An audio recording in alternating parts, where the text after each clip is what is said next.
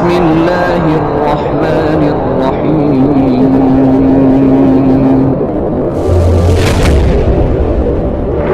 يا أيها الذين آمنوا ادخلوا في السلم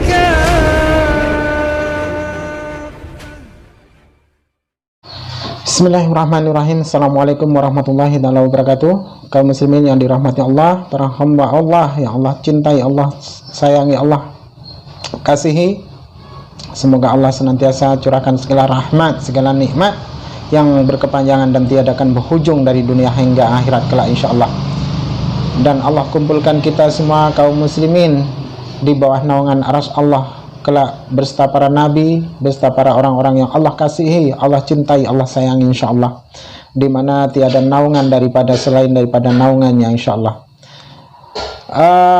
Hari ini saya akan mencoba mengunggah ya sebuah video ya tentang Saifuddin Ibrahim yang debat kalah lalu marah-marah ya kan dan sangat lucu ya, seorang pendeta yang kepenuhan Roh Kudus tapi kalah berdebat, nangis dan marah ya, naik pitam oleh karena dia berjanji ya, dalam debatnya itu berjanji akan masuk Islam apabila nubuatan tentang Nabi kita yakni Muhammad Rasulullah SAW itu ada di dalam perjanjian lama maupun di perjanjian baru.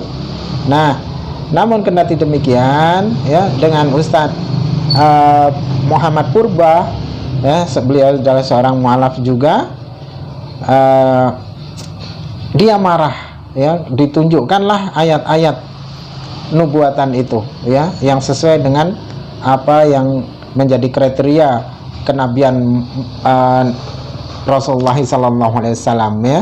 Lalu ketika seorang audiens ya, penonton menagih janji ya, akan janji Saifuddin Ibrahim ini, si Saifuddin Ibrahim malah marah ya, mungkin karena dia kepenuhan Roh Kudus ya, jadi dia mudah marah, malah lalu disentillah oleh Ustadz Kainamo ya. Karena Yesus itu mengajarkan kasih. Jika mana memang percaya dengan Yesus, percaya dengan penyaliban Yesus, percaya akan penebusan dosa melalui Yesus, Yesus yang mengajarkan ajaran kasih itu ya, harus diikuti. Jangan hanya karena ditanya seperti itu marah, bukan main, karena ditagih janjinya. Karena jika mana memang ada mau masuk Islam, lalu ditagihlah oleh audiens ya, marah besar dan murka ya. Ini kan seorang pendeta yang apa ya, menurut saya tuh dia mudah naik pitam, mudah marah, seolah-olah dia itulah yang paling jagoan gitu. Jadi pokoknya menggelikan ya. Demikian videonya, akan segera saya putarkan agar tidak penasaran. Saya bilang kalau ada sepotong ayat ada Muhammad dalam Injil, saya masuk Islam lagi. Nggak ada satu potong pun. Itu saya pertaruhkan. Saya bukan belajar sembarangan, tetapi saya sungguh-sungguh belajar bahwa tidak ada nama Muhammad dalam perjanjian baru maupun perjanjian lama. Dalam bentuk kata apapun atau rumpun kata apapun, Bapak nanti boleh ungkapkan itu. Kita akan baca ayat sebelumnya dan ayat sesudahnya. Ini tantangan Pak Kiai. Sebelumnya saya minta ta'aruf, kenalan. Nama saya Muhammad Arifin. Ada sedikit ujungnya purba, bukan pura-pura baik. Loh, orang Batak kok ada yang Islam? Bisa ceramah lagi. Tidak semua orang Batak tukang copet. Serius, orang Batak yang tukang copet wajahnya sangar. Orang Batak yang sudah Islam wajahnya bercahaya. Contohnya saya.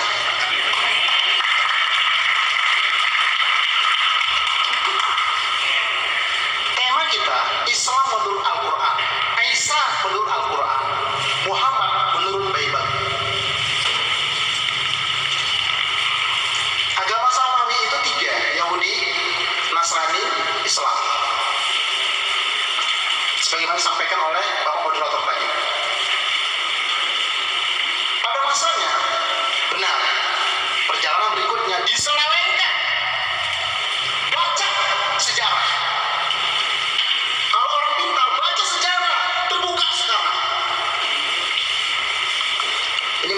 saya salah. Paulus mengundurkan diri bukan karena tua, bukan karena sakit. Pusing dia melihat pastornya 100 orang masuk Islam. Betul. Bukan karena pusing. Kenapa? Terjadi perdebatan perjanjian lama yang bahasa Ibrani itu. Perjanjian lama yang sekarang tidak ada satu kata pun bahasa Ibrani. Coba lihat. Saudara-saudaraku sekalian, tangan dipaku, kaki dipaku, kepala dikasih kawan duri, dipentang di matahari, terhina. Makanya kata orang Yahudi, pantas itu Isa mati disalib. Hukuman buat dia, menurut Isa, menurut Yahudi. Kemudian bagaimana menurut Nasrani? Isa adalah putra Tuhan atau pribadi kedua dari Tuhan. Dalam tanda kutip menurut Nasrani belakangan. Tapi kalau menurut Nasrani al-Hawariyun, as-sabiqun al-awwalun, murid-murid pertama dari Nabi Isa, para pendahulu pertama muridnya Nabi Isa, tidak demikian menganggap ya Isa itu bukan anak Tuhan, tapi itu sama Allah. Nah kemudian Isa mengalami kematian di kayu salib itu demi untuk menebus dosa manusia. Inilah menurut ya Nasrani sekarang. Nah bagaimana Isa menurut Islam? Apakah Islam, apa Al-Quran membicarakan tentang Isa? Banyak sekali ayat-ayat yang menjelaskan tentang itu. Artinya apa? Batal keislaman seorang muslim kalau tidak mengakui Isa itu sebagai Rasulullah. Batal. Oleh karena itu mari kita lihat dulu Isa Al-Masih menurut etimologi dan menurut terminologi. Harus paham kita ini. Apa kata-kata Isa Al-Masih itu? Dan di akhirnya huruf S menjadi disaus. Kurang enak dengar, hanya dibuang menjadi Yesus. Dan ini mulai populer sejak abad kedua Masehi di kalangan orang-orang Nasrani. Yang kemudian sebutan Esau tenggelam. Kata-kata Esau hilang. Abad kedua Masehi. Silakan baca sejarah. Ini saudara-saudara musliman. Nah kemudian, sedangkan kata Al-Masih atau Mesia atau Mesya atau Al-Masih berasal dari bahasa Arab yang artinya mengusap. Dalam perkembangan kemudian sebutan Al-Masih diubah menjadi Kristus, diniaki atau diurapi oleh orang-orang Eropa menyebutnya dengan Kristus, sang penyelamat atau penebus dosa. Maka menjadilah Yesus Kristus. Nah kemudian bagaimana menurut Islam? Pertama, Isa lahir atas kuasa Allah. Wahai ahli kitab Yahudi Nasrani, jangan kamu melampaui batas dalam agamamu, dan janganlah kamu mengatakan terhadap Allah kecuali yang benar. Sesungguhnya Al-Masih Isa putra Maryam itu adalah utusan Allah yang diciptakan dengan kalimatnya, yang disampaikan kepada Maryam dan dengan tiupan roh darinya. Jadi ditiupkan ruh tanpa ayah. Itu menurut Isa, menurut Islam. Luar biasa Nabi Isa ini. Nah kemudian Isa dapat berbicara sejak dalam kandungan, sejak dalam buaya maksud saya. Allah berfirman, maka Maryam menunjuk kepada anaknya. Ini ketika itu masyarakat pada menuding Maryam. Maryam ente zina ya, kamu zina ya, itu anak yang kamu lahirkan itu anak zina. Kemudian ketika itu Siti Maryam kuasa berbicara, tidak akan berbicara kepada siapapun, ditunjuklah kepada si bayi. Lalu orang-orang berkata, "Qalu kaifa nukallimu man kana fil mahdi sabiyya?" Bagaimana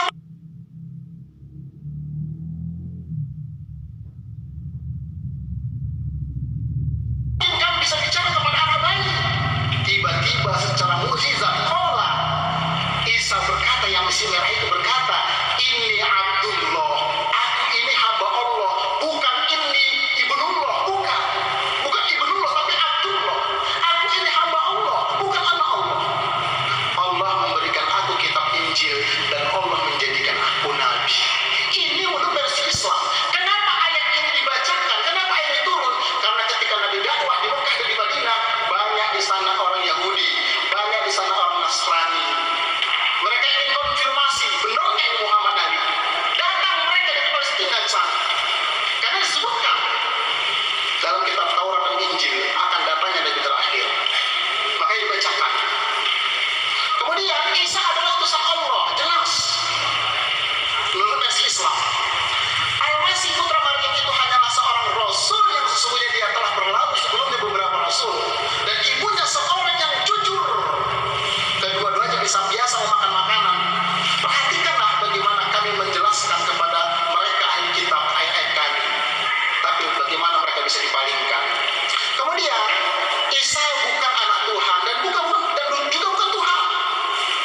sesungguhnya telah kafirlah orang-orang yang berkata sesungguhnya Allah ialah Al-Masih putra Maryam. Jadi ini ayat diturunkan ketika itu ada Yahudi, ada Nasrani, dan sudah ada anggapan mereka ketika itu Isa itu anak Allah, kafir menurut Islam.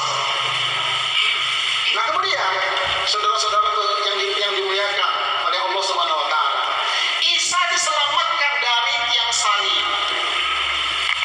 Ini akidah orang Islam. Dan perkataan mereka, sesungguhnya kami telah membunuh Al-Masih Isa putra Maryam Rasulullah itu. Ini kata orang-orang Yahudi. Ya, ini bisa dilihat dari Injil Yohanes 16 ayat 7. Walaupun tidak secara tersurat kata-kata Muhammad, tapi makna di sana. Nah kemudian bisa juga dilihat 16 ayat 8. Dan yang lebih jelas lagi adalah Yohanes 16 ayat 13. Ada 7 kata ganti dia.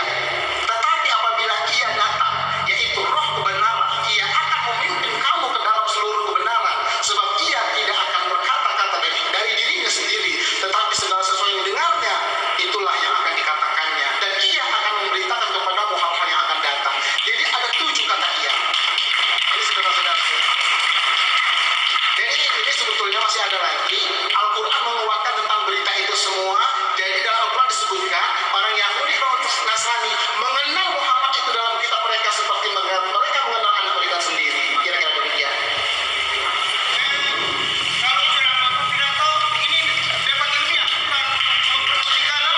Ini kan saya bilang tadi Yohanes 3 ayat 5 ayatnya ada. Nggak usah ngomong ya. Saya keluar. Nggak usah. Kamu jemaah nggak boleh ngomong lagi tadi. Kenapa nggak? Nggak usah. Keluar. Apa kayak begini? Kayak kambing. Pak, itu di sini saling ngasih Pak. Udah,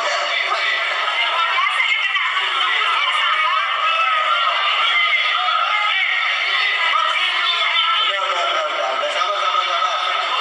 Bu, mencari Allah itu nggak gampang. Jadi udah.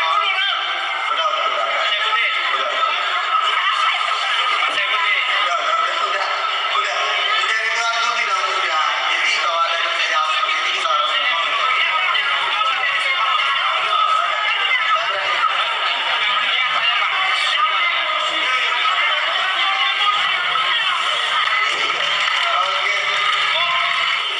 nggak usah pakai panjang lebar.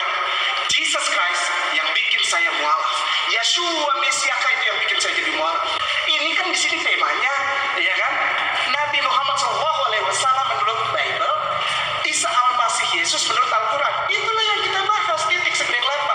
Nggak usah sampai terjerat dalam emosi dan tidak. Karena Kristus sendiri mengajarkan kasih. Kalau memang percaya dia disalib kepada saudaraku yang Kristen dan Nasrani, Katolik also, kalau seumpamanya saudaraku masih percaya itu, bahkan Yesus tengah malam digambarin dia tidak apa-apa lagi baru ditanya seperti tadi. Nah, demikian videonya ya.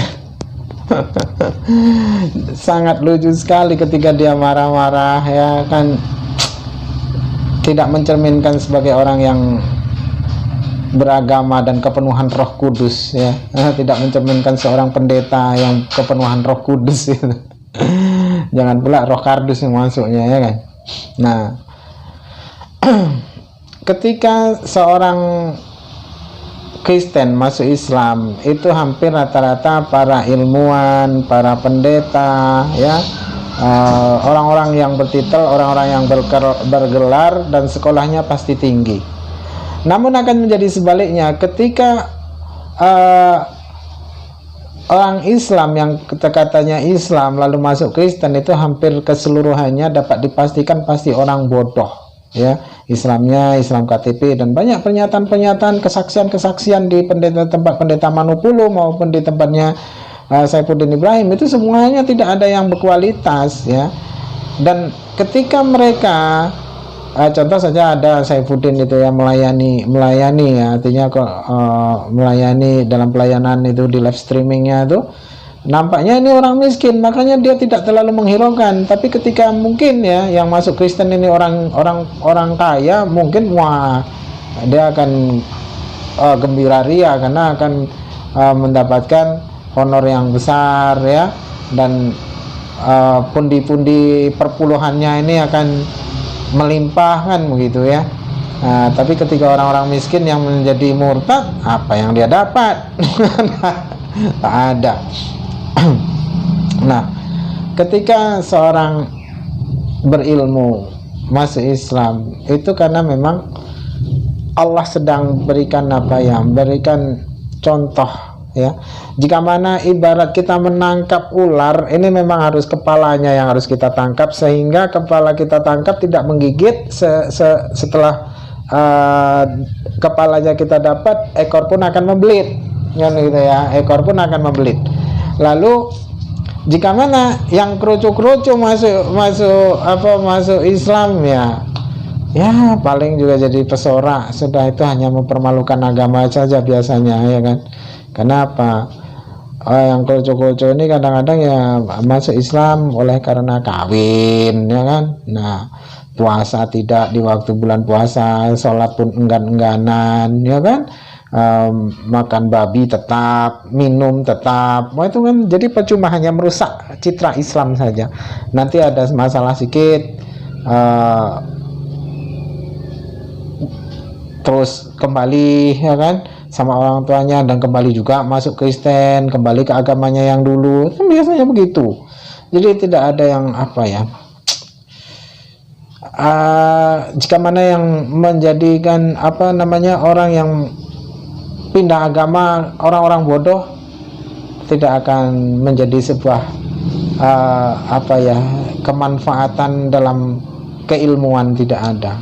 Yang ada hanya mempermalukan ya. Jadi ketika Allah ketuk pintu hati mereka ya, ketika Allah berikan hidayah kepada orang-orang yang cerdas ya, orang-orang yang memang mempunyai otoritas di dalam organisasinya, orang yang mempunyai title, orang yang mempunyai nama, orang yang tersohor, itu akan menjadi sebuah contoh ya, public figure lah ya. Ketika public figure itu masuk Islam, itu memang ya pengaruhnya besar gitu ya. Tapi lain halnya ya, Saifuddin punya otoritas apa rupanya? Bisa apa-apa pun tidak. Nah, debat pun kalah terus. Usai itu nangis ya. Lain pula yang ditanya, lain pula menjawab. Itu. Malah dengar-dengar semalam nih di live streamingnya, dia mau koyak-koyak mulut orang yang tidak mau mengucapkan Natal. Kalau saya tidak mau mengucapkan Natal, kenapa rupanya? Mau koyak mulut saya, yang ada malah ada yang terkoyak-koyak mulutnya. Asal ngomong aja Pudin, baik Pudin. Saya harapkan seorang pendeta itu yang mencerminkan seorang yang beragama ya, bahwasanya Anda itu kepenuhan Roh Kudus, itu sopan, santun, ngomong teriak-teriak macam orang hutan. Nah inilah. Oke lah, untuk kaum muslimin ya yang dirahmati Allah, tak henti-henti juga ya, tak henti-henti pula saya ini memperingatkan, jaga anak cucu kita, jaga keluarga kita dari sentuhan api neraka ya, karena yang paling fatal di muka bumi ini jika mana salah satu dari keluarga kita ataupun anak kita murtad dari agamanya, maka na'udzubillah min dzalik. Jaga mereka. Dan banyak bukti-bukti, saya mempunyai bukti-bukti dari live streaming para pendeta ketika mereka masuk Kristen oleh karena murtad ini tadi, ternyata mereka memang bukan orang-orang yang mumpuni ataupun orang yang pandai di dalam Islam. Ketika dia Islam, hampir rata-rata dia tidak bisa apa-apa, dan bahkan ada yang mengaku dia hanya Islam KTP. Nah itu ya, tidak tahu mengaji, tidak tahu apa, tapi berkata di titik tertentu saya harus memilih kebenaran. Orang memilih kebenaran itu belajar dari kitabnya lah, ini mengaji pun tidak, baca Quran pun tidak ya kan. Jika mana tidak bisa baca Arabnya kan bisa baca terjemahannya ya kan, tapi bukti nyata kan tidak. Nah ini dari situ maka menjadi sebuah contoh ya, jangan sampai anak-anak kita atau saudara kita murtad ya oleh karena dunia itu yang akan merugikan. Sudah di dunia miskin, di dunia susah, akhirat pun kita merugi. Keblangsak kita 2 kali. Oke lah, demikian sebuah video hari ini yang dapat saya berikan ataupun saya tampilkan untuk menjadi sebuah pengajaran. Semoga menjadi sebuah ikhtibar bagi kita semua, ya. Semoga Allah senantiasa merahmati kita atas kasih sayangnya. Allah murahkan kita dalam setiap urusan. Allah panjangkan usia kita sehingga kita pun dapat banyak berbuat baik, dapat berbuat amal saleh sehingga menjadi syafaat kelak di hadapan Allah Ta'ala, di mana hari kita akan dibangkitkan insyaallah, ya, di akhir zaumul qiyamah. Baik, assalamualaikum warahmatullahi taala wabarakatuh.